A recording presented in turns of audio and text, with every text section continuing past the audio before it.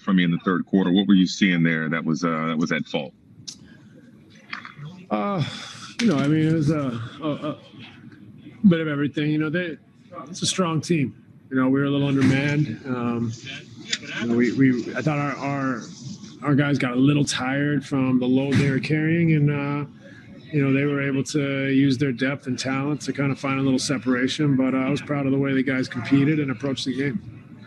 On that point, what is your big takeaway? You mentioned being proud of the way they played. What do you pull away from this game in totality, especially when you consider the last 24 hours? Yeah, I thought that we need to get a little more physical, and at times we showed we were. We got in there and cracked people on rebounds, dove on the floor for loose balls. Some of the things that we're going to have to do here to get better. But I thought we also cleaned up a little bit of our defensive schemes at times, and we grew a little bit. So it was a tough loss. We were a little undermanned, but I thought there was a lot to be proud of from our guys.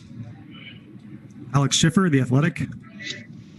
Hey, Steve, I got two quick ones for you. Just early impressions of Norvell. He was able to get some run, and then it looked like DeAndre took a shot. I'm just wondering if he's all right.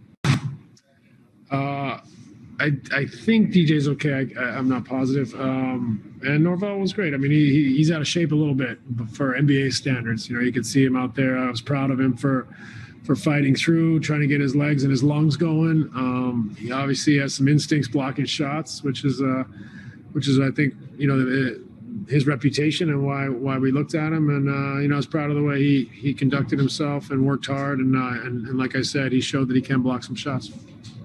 Tom Dowd, BrooklynNets.com.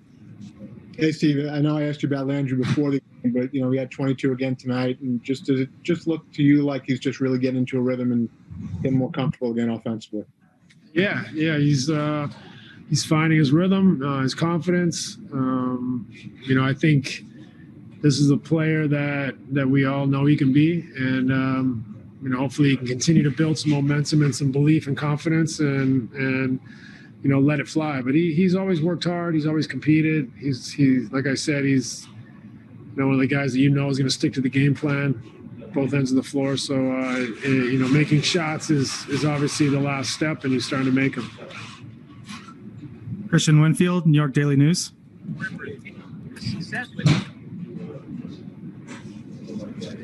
Christian Winfield. Hey, can you guys hear me? Gotcha. Sorry, I'm having some technical difficulties. Coach, obviously I think this is going to be the last time you play the Sixers for the first half of the season. And this is a team that you might see in the playoffs, rather than number one seed in the East. You might see them. Is there anything that you can take from this game and maybe store it in the memory bank for later down the road? And is there any gamesmanship or anything to be gained from not playing? Well, obviously you wish you had all your guys out there, but not being at full strength, but also watching another team that you might see down the road at full strength. Is there anything that you can gain from this type of game?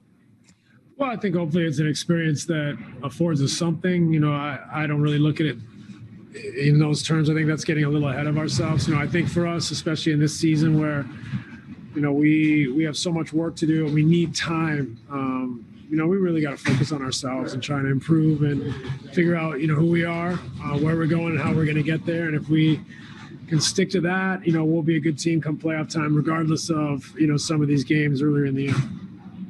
Brian Lewis, New York Post. Hey, Steve, in that third quarter stretch where, whatever it was, 14-0 run, 23-7, how much of that was, as you mentioned, fatigue on guys' legs, and how much of it was them turning up pressure on the ball handlers? And were those the two primary things, or was it just a lot of guys being put in roles maybe that they weren't accustomed to or hadn't played a lot lately? I think all that's fair. I do think fatigue played a part. We played last night. Tough game last night, a little undermanned there as well. And coming in here tonight, we asked a lot of our guys. We asked a lot of James, and I think these guys have played a lot of minutes in a short period of time, and a back-to-back tonight, without two starters. I think there was some fatigue. So, I thought the guys competed and gave themselves a chance. We were in the game in the third quarter, and then they went on their run. And, I thought that was, time for us to, in a sense, call off the dogs and let those guys rest a little bit. It's been such a difficult schedule here with a back-to-back. That I think fatigue was a big factor. Greg Logan, Newsday.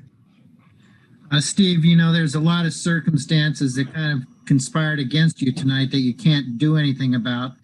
And this was the first of 7 road games in the next 8. So how difficult is it really under these circumstances with no practice time for you to put this thing together, you know, in time for a big time playoff push later in the season? Yeah, I mean, the good news is we've got months ahead of us, but the bad news is that it's not, it's not a normal year. There's a lot going on, a lot of exterior factors, and not a lot of time. So we watched film today at the hotel. We'll get back at it on Monday, and we'll just keep learning. We got to learn on practice days. We got to learn on game days.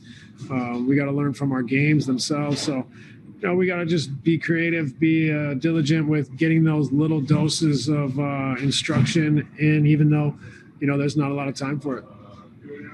Last question, Malika Andrews, ESPN.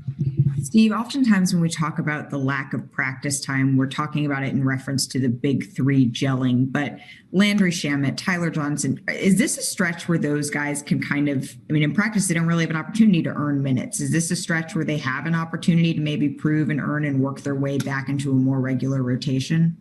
Yeah. Those guys are playing in the stay ready group most days. So we see them, or I get reports on them depending on the day. And, we believe in all these guys. It's just a matter of there's only so many minutes to go around. But if these guys, like Landry's emerging here and earning more minutes, and the same goes for the rest of them if they take their opportunity. So it definitely could influence the minutes. But we're going to need a bunch of guys here, especially over this week. And this would be a scenario I think we'll face later in the season as well at different times. So guys will get their opportunities. Thanks for your time, Coach. Thanks, everybody.